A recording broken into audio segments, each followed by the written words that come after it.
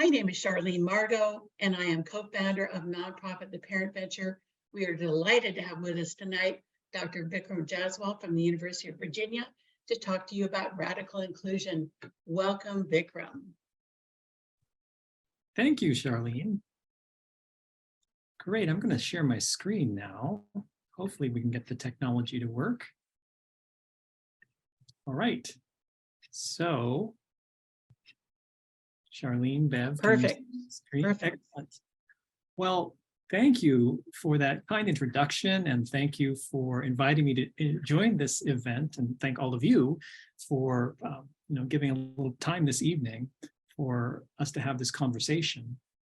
I want to begin with a disclaimer. I'm a developmental psychologist, as Charlene mentioned, who does research on communication and social interaction in autism, but I don't do research on inclusion. But I have become a radical inclusionist because of the work that I do in autism and my experiences with a variety of folks with visible and invisible disabilities. So let me explain what I mean when I call myself a radical inclusionist. To do this, I have to provide a framework that probably you're already familiar with, but in the disability world, there's sort of this continuum between what's called the medical model of disability and the social model of disability. According to the medical model, having a disability is something that's meant to be cured. There's something wrong with having a disability. Someone is deficient if they have a disability, or there's something missing from the disabled person. And it makes sense because, of course, if you go to the hospital with a broken arm, your goal is to be fixed. But the normalization emphasis tends to be in disability, in the medical model, that it's the individual who needs to change or adapt in some way to the non-disabled world, or, to accept that they're just not going to be able to participate in certain things. Vikram, may I interrupt you for 1 second? Of course. We have with us Kaylee Juarez, who is here to provide simultaneous Spanish interpretation. At the bottom of your screen, there is an interpretation globe. If you could click on that, and then English. You know what, Charlene? I don't see a globe. Okay, that's okay then. Proceed. Thank you. Okay, sure. All right, so we've got the medical model, which I just described, which is, the view is that it's incumbent upon an individual to change in order to fit into the non-disabled world. And then on the opposite side of the continuum, there's the social model of disability. And so disabled folks have pointed out that they face exclusion across a variety of settings because of their disability in educational, community, medical, social settings, so on. And sometimes it's because of the physical environment not being constructed in a way that would allow them to participate. And sometimes it's because of the mindsets of people. Sometimes it's because of the way the educational system is set up. So according to the social model of disability, there's really nothing wrong with a disabled way of being. Maybe what we could work on is changing or adapting the environment and the mindsets that people have so that both become more accessible to more people. I want to be clear that this doesn't mean that we would stop doing research on, for example, ways to ameliorate suffering that comes with certain kinds of disabilities or comorbid conditions.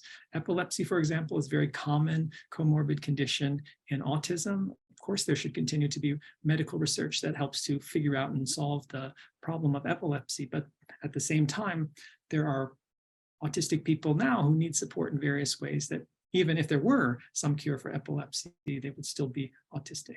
So we're working on both, in both frameworks. All right, so radical inclusion then is a mindset and set of practices that is definitely under the social model umbrella. And it, in a nutshell, is that everyone belongs at the table. Disabled people should be visible, invited, welcomed, and supported in every setting.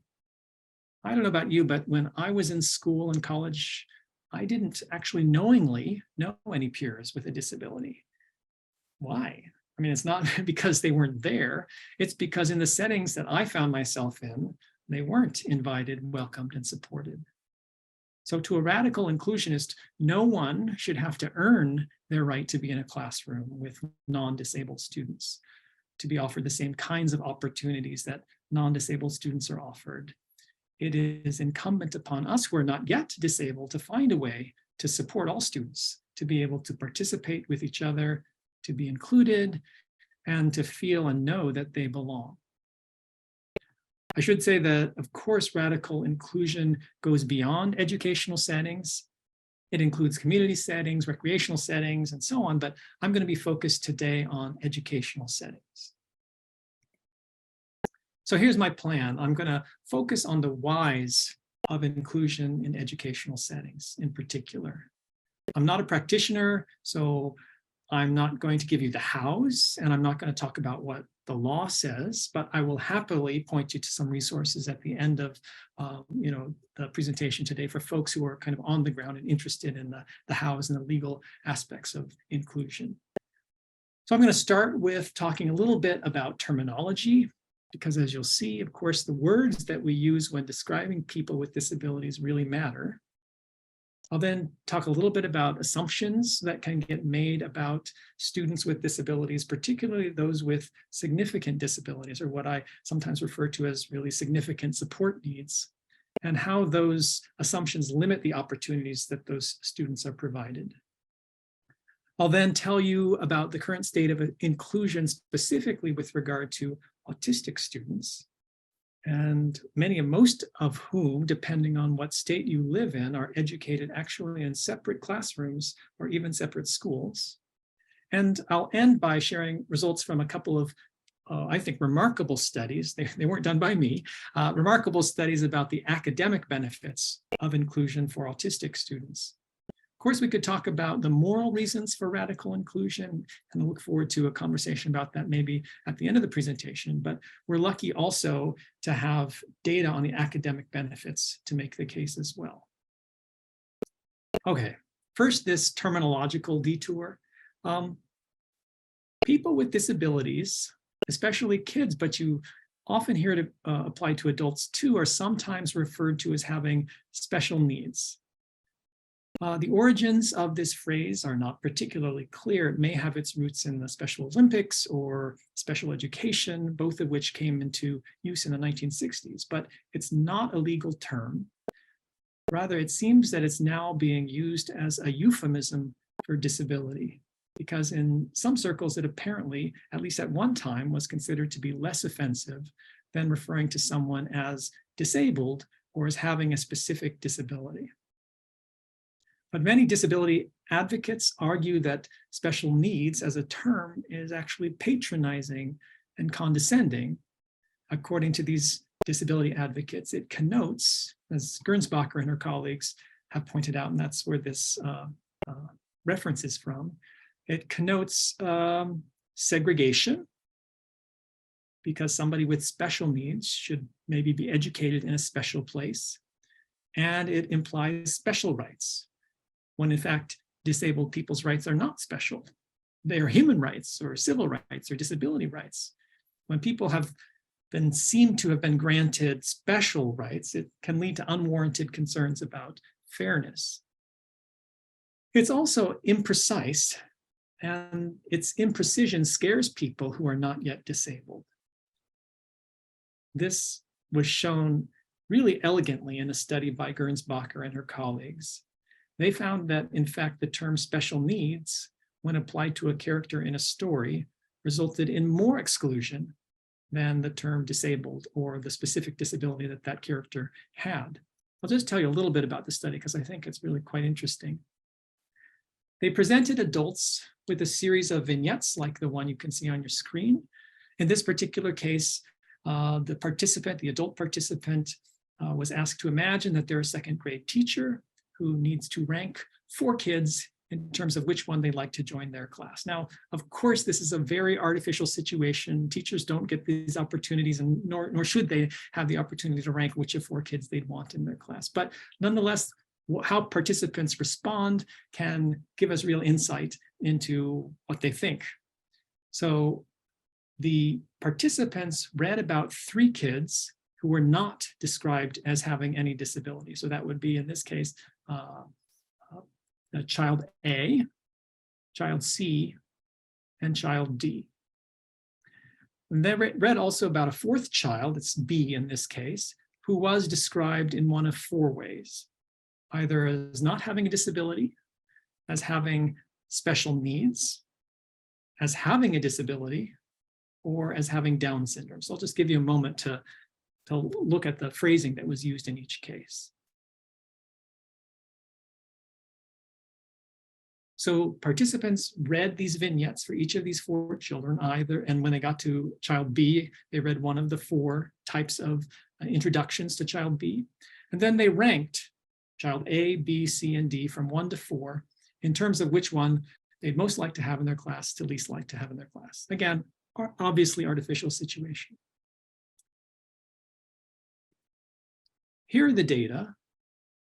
This graph shows you how often, let's say child B, in the particular example that I just gave, how often child B was chosen last, depending on how child B was described.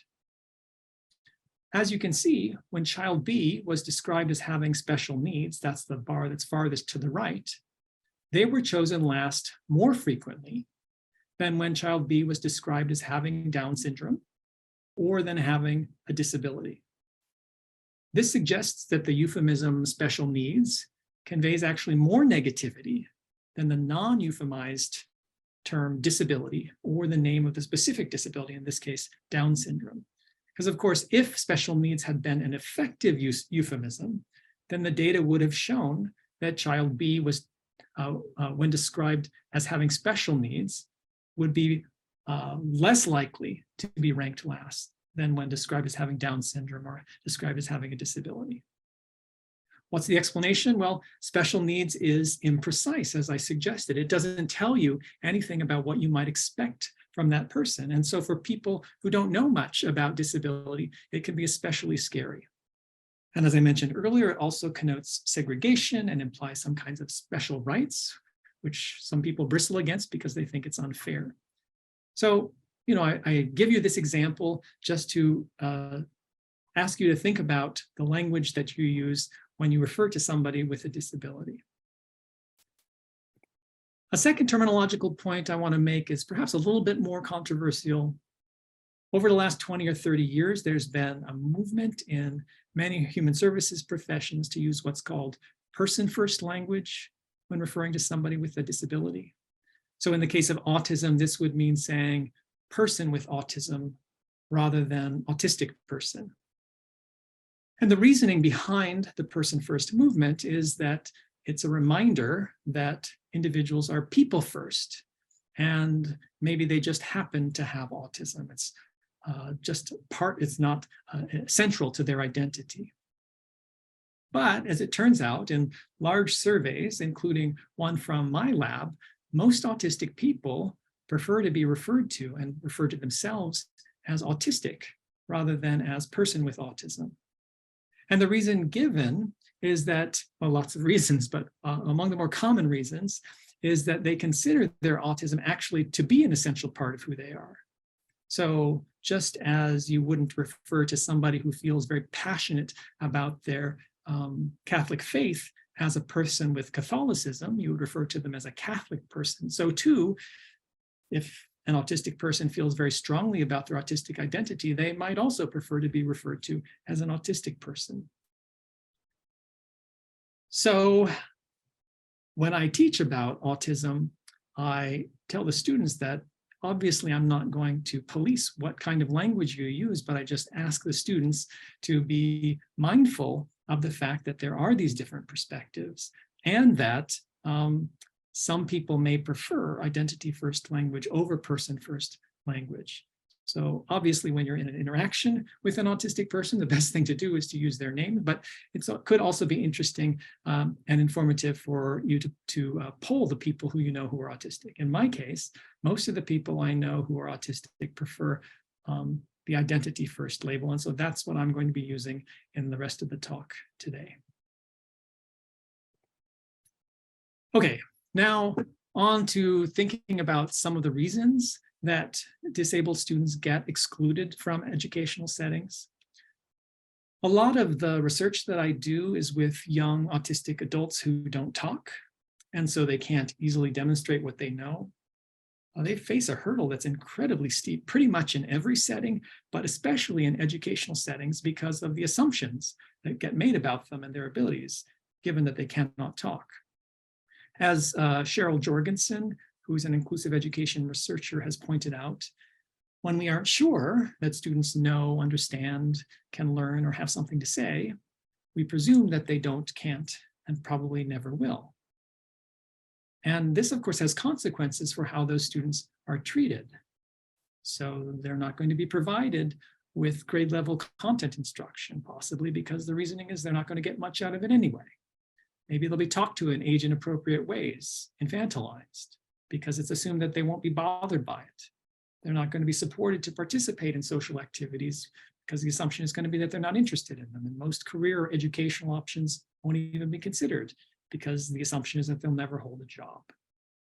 As a result, of course, they'll be provided with fewer educational opportunities, inferior literacy and numeracy instruction, segregated education, and fewer choices as adults.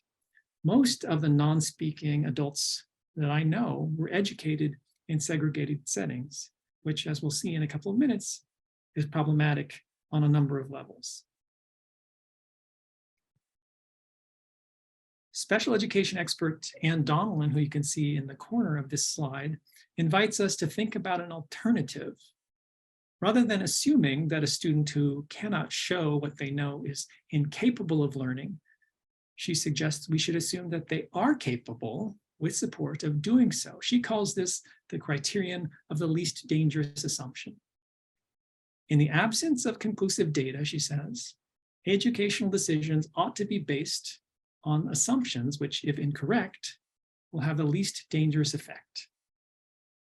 So attempting to provide someone with meaningful instruction and later finding out that that person didn't benefit from it is less dangerous than not providing that instruction and later finding out that they could have benefited from it if only it had been given. So there's no question that teacher expectations about a student's ability have an effect on student learning.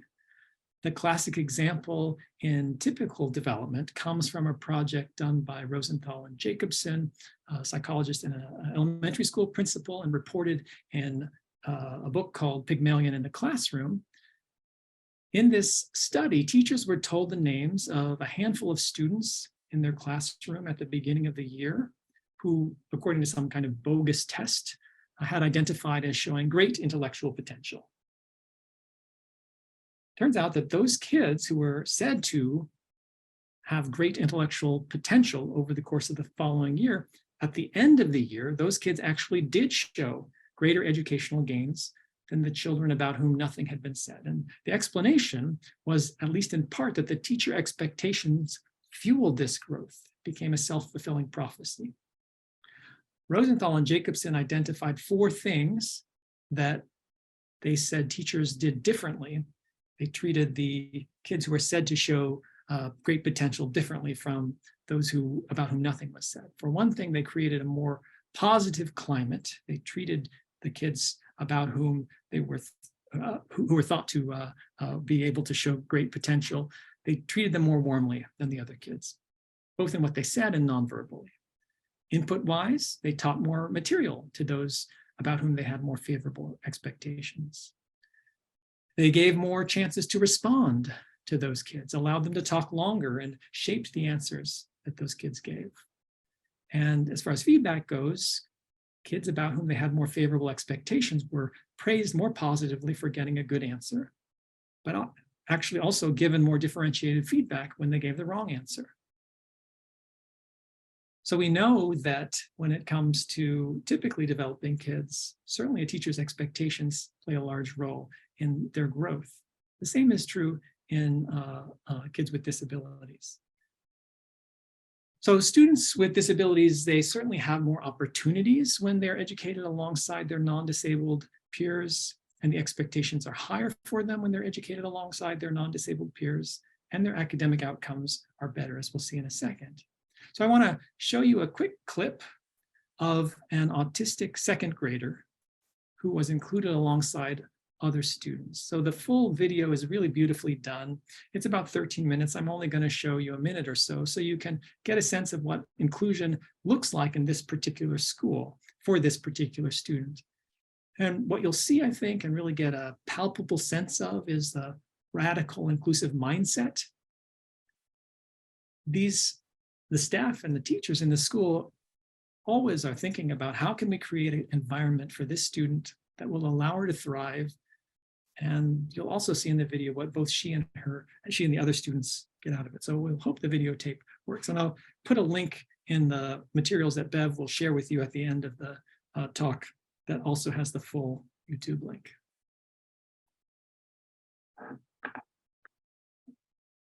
We learn anything new. If she wasn't in the classroom, she wouldn't be able to see what the other kids were doing to pick it up. She's very observant of what the other kids are doing. Some of the kids that she is in the classroom with now have been with her for a year or two, or have been with other students with different disabilities. So they're very open to helping out, and they're aware that they're modeling also. We have to touch her. No, don't touch her, Bree. I'm not touching her. She's touching me, Edward. No. My philosophy is that social growth and learning how to engage with everyone in the world is just as important as learning your academics. And I have just felt that the kids have so many rewarding experiences just learning to accept and to understand and to support people that are different. I am unique. Let's rotate paper. We want her to be Tasha, and if Tasha is going to do her work at her desk or at a table or under the table or wherever, that's fine. If you're not willing to differentiate your instruction for the wide range of learners that you have, including students with autism, then you're not in the right profession. We're in front. Excuse us. Yeah, she makes me a much better teacher. Patience is a virtue. Where are you going? The piano, right here.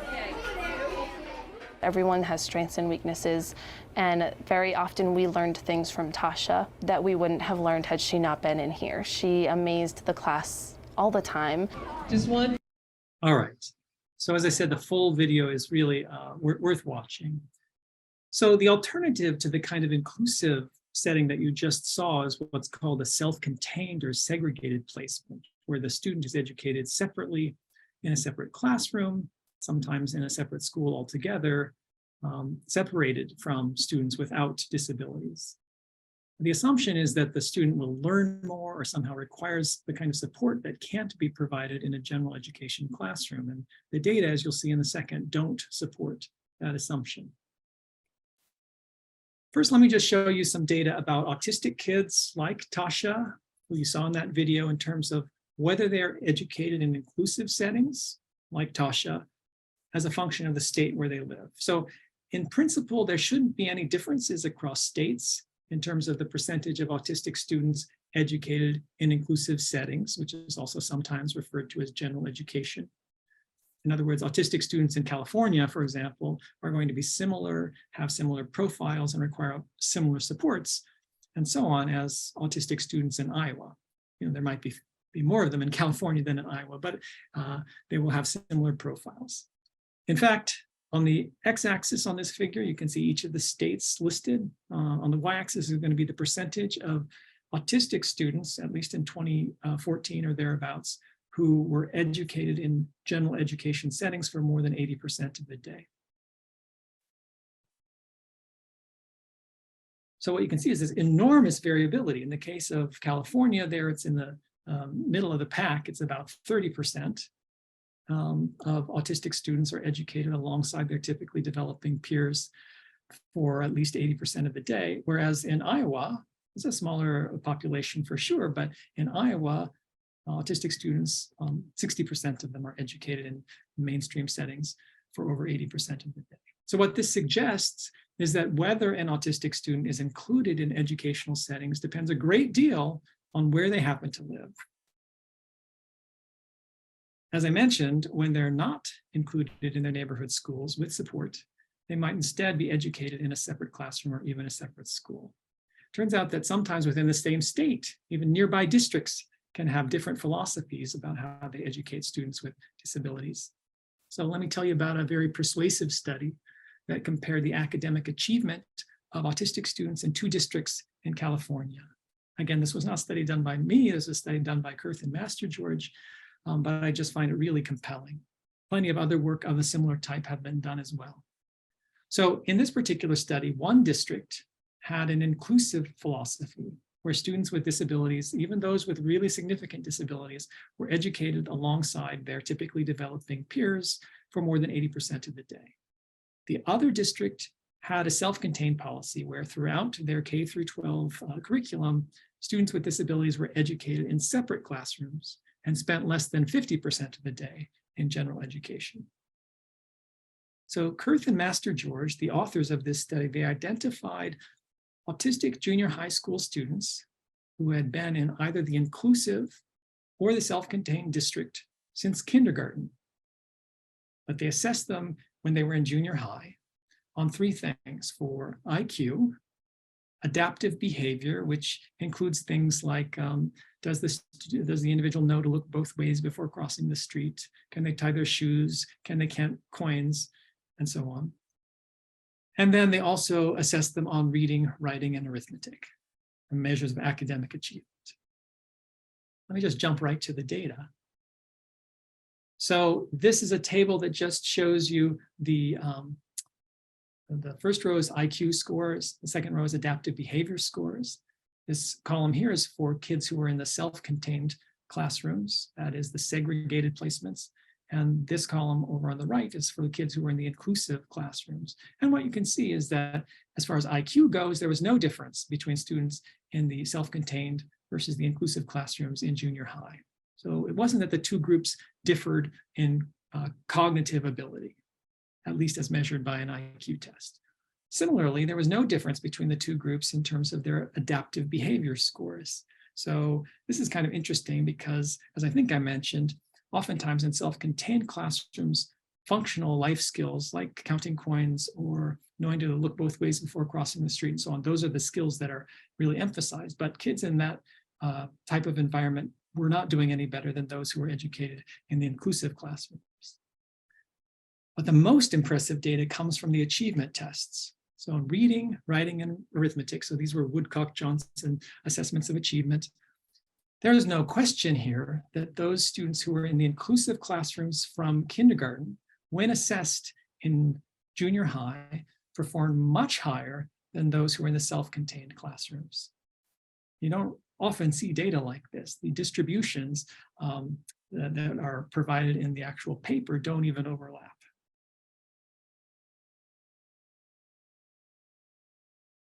This is a point where I'm like, what?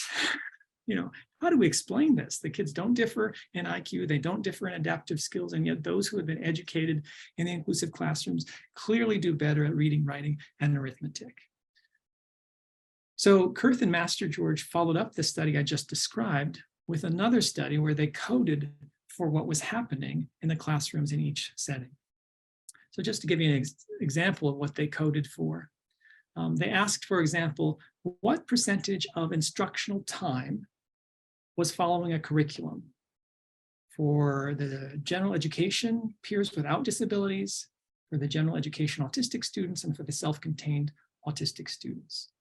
So they looked, for example, whether they were using grade level curriculum, which would be the same curriculum that is being used by typically developing kids and materials for all students at a given grade level. So like To Kill a Mockingbird, if that's being read in 8th grade.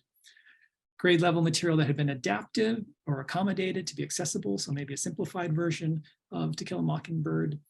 Alternate curriculum, which is often used in special education settings, or no curriculum at all. And here are the data.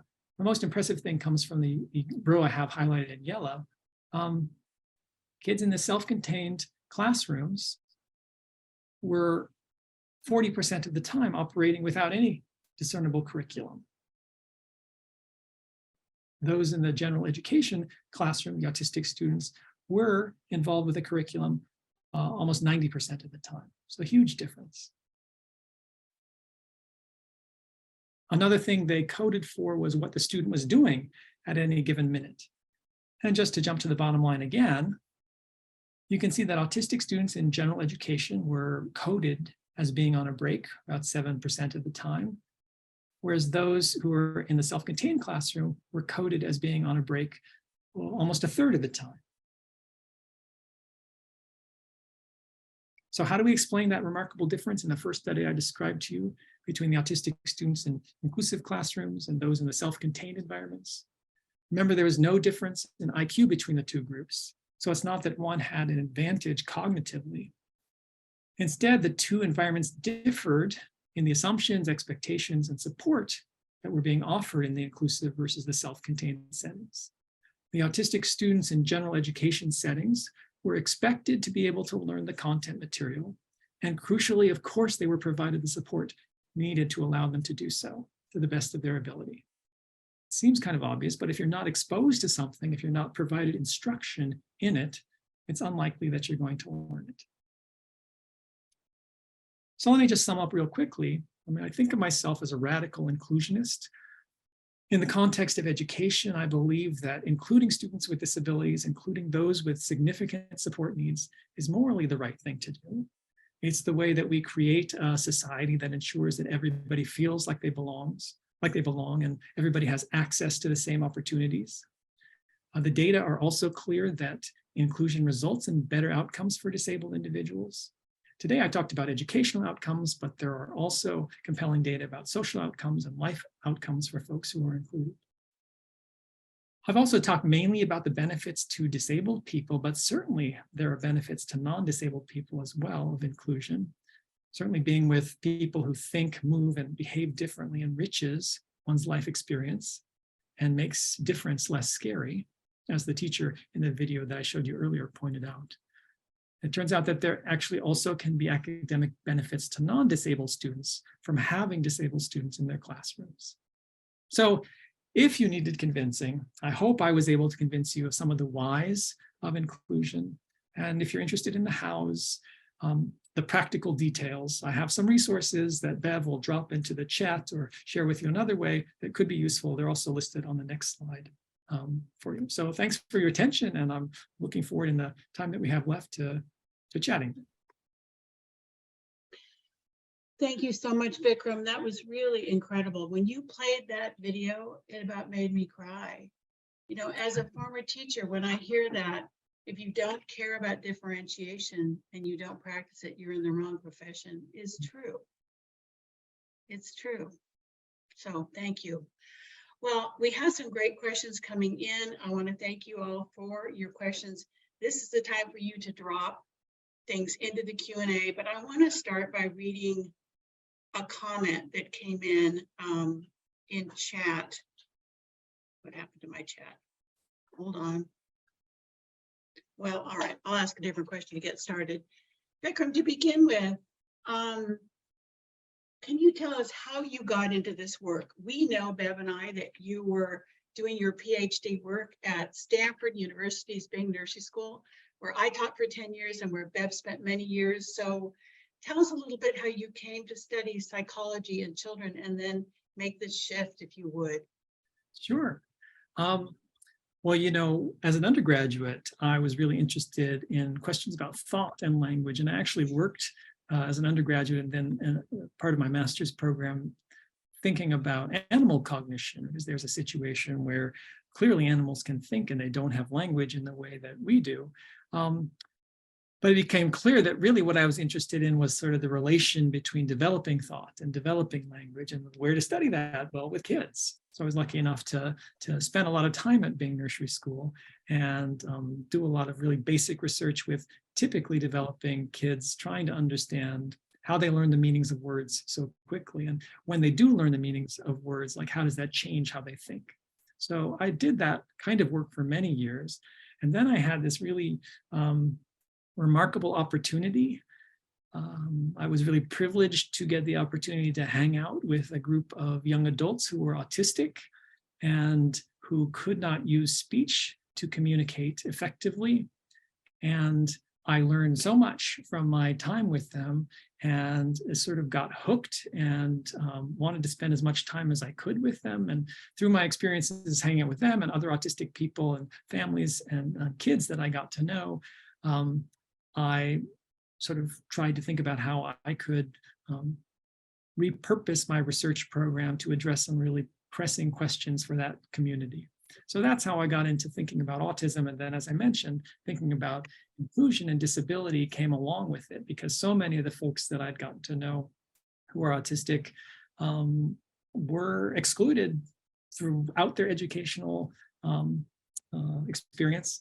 Interestingly, of course, it's much more common for at the preschool age and early elementary for kids with significant disabilities to be included, but kind of things fall off the wagon after that. And the folks that I knew who had been educated primarily in segregated placements, like they wished that it could have been different. And so anyway, so that's how I got interested in a lot of the issues that we've been talking about today. Well, your comment leads me to this note that came in from a parent from the Redwood City Special Education PTA. She's given me permission to read it. So here we go. Your talk today is deeply personal for many of the parents and professionals that are with us. She says, I have failed my high schooler. I wanted inclusion for him, but it was never accepted as a model for him to access. Now, as he enters adulthood, his options and abilities are much less than they could have been. And thank you for sharing that comment. That's exactly, I hope, how one of the reasons why I was excited that Bev and Charlene were interested in me talking about this work. This is not what I work on in my research program directly, but and frankly, I had no idea about this world until 10 years ago. But now, as an able-bodied person currently, like, I can't believe I didn't know about this. And I can't believe that sort of the experiences that you were describing with your son, people are subjected to that. And there just has to be a real change in mindset and understanding of how much an individual can benefit from inclusive opportunities, but also how much those people who are not yet disabled benefit from it as well. And I know it's a long road, and I'm sorry that the experience that you had with the school system, failed your family. But on the plus side, maybe, I do think that people they're not provided with the same kind of structured opportunities perhaps to learn, but of course people with all kinds of disabilities continue to learn throughout their lives as. Absolutely. Well, thank you, Vikram. Here's a good question. Do you think that whether a district has an inclusion or self-contained approach to education depends upon their available resources? Yeah, this is a question a little bit above my pay grade, no pun intended, but I think there is some good research to suggest that even very well-resourced districts often end up with, unfortunately, really pushing segregated or self-contained settings. And it turns out that there are some less well-resourced districts that do inclusion very well. The Tasha video that I showed you, the principal is also included in there, and she describes the particular community where they live as not particularly well-resourced, but they have made it their mission that all students deserve to belong. So I'm sure that finances always play a role in these kinds of things, but you see inclusion being done well in less resourced districts, and you see inclusion being done poorly in more well-resourced districts. Now here's another comment. I think it's a fair one from the September PTA again. The change has to come from the general education side. They have to see the benefits for everyone. You touched on that, Vikram, how this is a positive both for children who may have differences or disabilities, as well as neurotypical kids. It can be a two-way street, right? Yeah, so there is good evidence to, to suggest that interacting with people who are different, of course, has the potential to really affect kids and adults, increase empathy and all the things that we want of adults. But there's also evidence to suggest that in some cases, having a disabled peer or several disabled peers in one's classroom can improve academic performance for the non-disabled students too. Just to give you one example, there was a study done not with autism, but with a bunch of different disabilities. And they investigated how much progress groups of students made over the course of a year, depending on whether they had disabled students in their general education classroom or not. And these were similar to the study that I described, districts perhaps that had different philosophies, or sometimes it's at the level of the school. Schools have different philosophies. In any event, what they found was that all kids made progress over the course of the year, which is good. Both disabled and non-disabled kids learn over the course of a year. But those non-disabled kids who happened to be educated alongside the disabled kids, they actually made more progress than the non-disabled kids in the in the setting that didn't include any disabled kids. And the explanation was that, well, some explanations could involve, like, the teacher did better at differentiated instruction, which benefits everyone. The teacher used more principles of universal design for learning, which benefits everyone. There was more there were more adult support in the classroom, which can benefit everybody. So, just like curb cuts benefit everybody, just like elevators benefit everybody, just like closed captioning benefits everybody, there are a lot of reasons to believe that inclusion can benefit everybody. Absolutely. So you mentioned staffing. We have a question about that here. I know this again might be a little bit outside of your pay grade, but here, let's give it a try. How can a school or school district obtain enough staff for the co-teaching in general ed and special education teachers needed in order to provide inclusion for all students rather than in segregated classes? We know that teachers can feel reluctant if they're not well trained. Yeah, and I have to be clear, I think like the study that I presented at the end that, showed that students in the self-contained classrooms were on a break 30% of the time and so on. Like, sometimes it could come across as that those teachers were not good teachers or were not capable or weren't doing the right thing. And I don't want to suggest that at all. I don't know what their particular situation is. And I also know, like, they may also not have been provided with the kind of support that they would need in order to provide a more meaningful set of opportunities for their students. You're right, it's above my pay grade, a little bit outside my lane to be able to talk about staffing issues, but I do think, like, some of the resources that Bev has shared in the chat and that were listed on my last slide, like they do discuss some of these kinds of issues. And one of the things that's very clear is that it does have to be some kind of a dedication on behalf of the district and on behalf, and everybody has to have buy-in. And so there's a project called the NORA project, which does professional training for schools. And they make the point that, like, you want to have people who at all levels who are buying into this philosophy and recognize its importance and understand ableism and understand that everybody needs a place at the table. So I know that's not a satisfactory answer, but some of the resources that I provide hopefully will be able to point you in some directions. Thank you. Vikram, here's an interesting question again. Might be a little bit outside of your lane, but let's see what you have to say. Parent asks, have you seen any research on inclusion in students who are blind? We recently moved our freshman year daughter to a school for the blind and are wondering how she might fare in terms of achievement based on the research you presented tonight. That's a really, I don't have a good answer for you. I mean,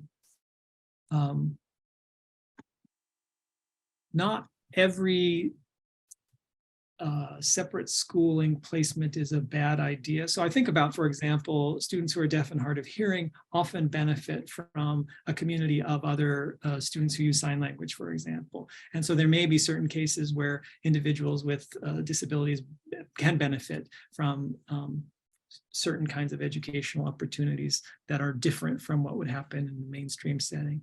But for sure, there are blind students who are included in public schools and who do well and thrive. And, you know, the other thing I don't know whether I emphasized enough, sometimes inclusion, when it's talked about by people who haven't had the chance to learn much about it yet, it's assumed that it's just like throw a disabled student in and expect them to be able to succeed. And that is not, that's, to be clear, that's not what I'm talking about. It's like, absolutely need to be provided with support in order to succeed. And so the same would be true of blind student and so on, right there. You want to make sure that the supports were in place and that everybody from the superintendent down to the classroom teacher to support staff were on board with this idea. And sometimes that is the stumbling block, to be honest, in my experience. So, and here's sort of an adjunct. This is the parent side that I know can be tricky. Parent asks, my child has physical disabilities, but enjoys spending time with classmates in general ed. Some parents, though, seem disapproving of having him in class with their kids. Do you have any suggestions? Yeah, I'm sorry to hear about that too. And I think it does reflect fear, of course. So not to give too much free advertising to the NORA project, but I know one of the things that they focus on extensively is how to educate peers about disability, because they point out, kind of like I described earlier, like I didn't growing up knowingly know somebody with autism, for example. I'm sure that I knew autistic people. It wasn't part of my world. I didn't have the opportunity to interact with physically disabled people in the particular schools that I attended. And so it can be a scary thing, but getting that younger generation to recognize that difference is not bad and to appreciate the opportunity to interact with people who are different. Like, so some of these, again, the NORA project is an example in the resources that I provided, but they actually have curricula that they farm out to schools to try to, if the parent, if the problem is at the parent level, maybe at the child level, there will be more acceptance. I mean, I hope so, right? Yeah. So here's a comment from a parent that I think it's a little bit long, but I'm going to read it just because I think that it's important for everybody listening. Parent says, thank you for your great presentation. I'm a big proponent for inclusion, but in reality, it's a lot more complicated than simply having a student in general ed. For example, sometimes a segregated setting is better if students have significant needs. For example, if teachers don't know how to teach or adapt and modify the curriculum, a student may be sitting in the class and really just doing different work than everyone else. I am a para-educator and I see that happening to students who need support. So that is kind of a caveat, isn't it? Yeah, right. I mean, you're absolutely right. That is absolutely right. Like, inclusion done poorly is not inclusion. And unfortunately, because of lack of resources, lack of opportunity, lack of education and ignorance, right? Sometimes it can be done not well. There's a very inspirational speaker who talks about issues with inclusion called Paula Kluth. And one of her books is called something like, but don't we already do inclusion? Kind of making the point that, just having a student sitting in the same classroom, of course, is not sufficient. And if you don't have the right supports in place and the right people in place, it can not be a good situation. I don't know that a segregated placement is better. That would depend on the particular circumstances, but yeah, it's absolutely true that it can be a bad experience. Okay, thank you for that, Vikram. Here's a question. Can you describe what reverse mainstreaming means, and has it been helpful? Well, my understanding, again, this is not my field, but my understanding is like perhaps this is what you're referring to, is having typically developing kids join a self-contained classroom for certain events or certain parts of the day.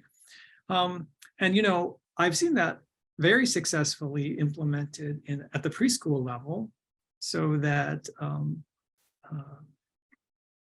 if there's a self-contained classroom that includes kids with disabilities, sometimes at certain times of the day at the preschool level than typically developing kids who are in the same center would join.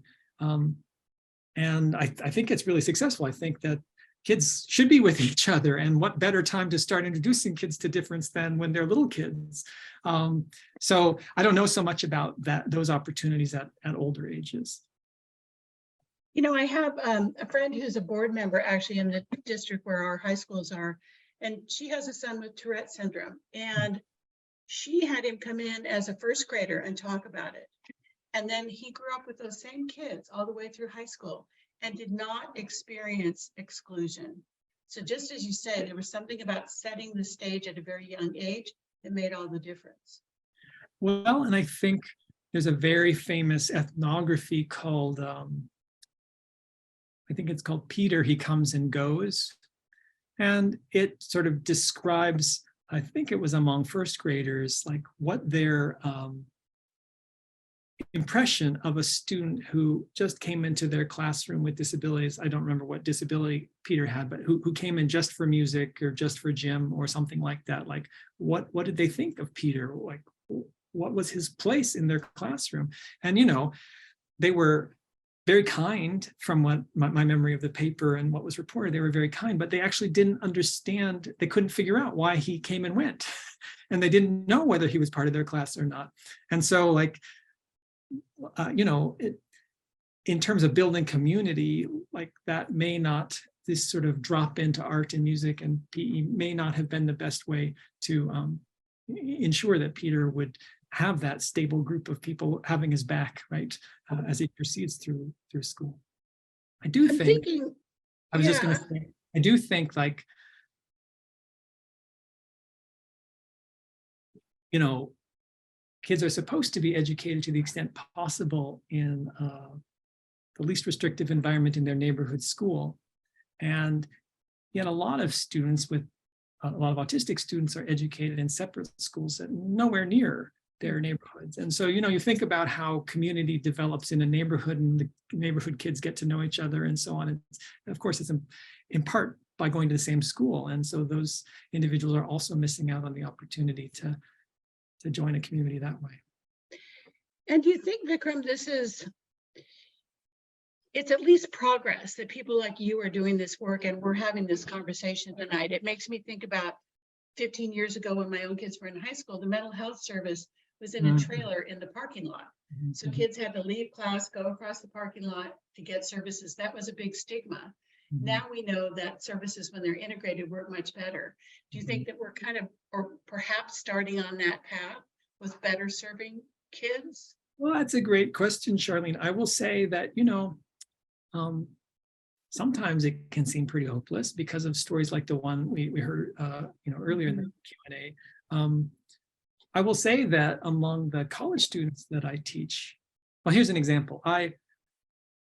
When I first started lecturing about autism, maybe 10 years ago, I would ask, you know, how many of you are autistic yourself or you know somebody who's autistic? And, you know, a lecture class of 350 people or something, I don't know, maybe 25% of students would raise their hand.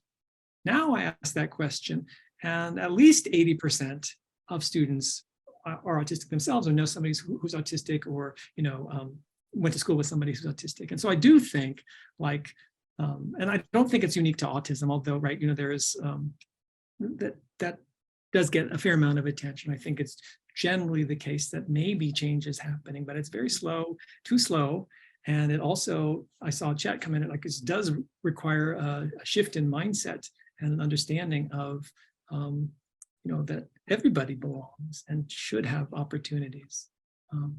But I'm, you know, the other thing I was going to say about the college students that I get the you know, privilege of interacting with is that, like, boy, they think inclusion of all kinds, disability, race, sexual orientation, etc., like that is their thing, and more power to them is what I say.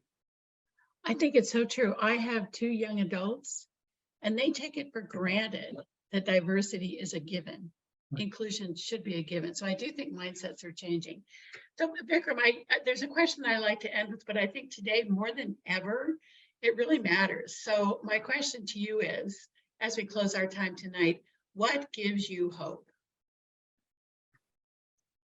Oh, well, I mean, it's related to the last question. I mean, I see this all the time with regard to the undergraduates that I get the chance to interact with, and then the other, the autistic folks that I get a chance to hang out with. I mean, I see this kind of recognition, and as you said, Charlene, just this like, well, of course everybody should be included, and let's figure out a way to make it happen.